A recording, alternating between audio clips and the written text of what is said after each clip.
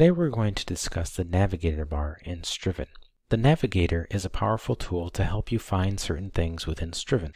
The Navigator bar is this field up here that says Search Striven, and this will allow you to search throughout the system to find whatever you want to see. For instance, if I wanted to find customer 1, I could type in the word customer and the number 1, and you'll see that I have two options that appear below the Navigator. The first option is what we call an unfiltered search. This will search Striven for anything that matches the word customer or the number 1. So if I click that top option, you can see here that Striven finds some things that appear to relate to accounts, and we can see that we found order number 1, custom fields, and certain things. If I use the bottom option, this is a filtered search, and this will search Striven for anything that has to do with customers that match number 1.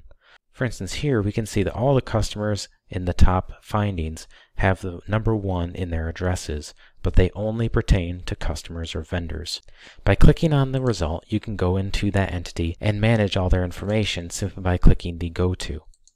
The Navigator is a great tool to find things in a very quick fashion and increase productivity.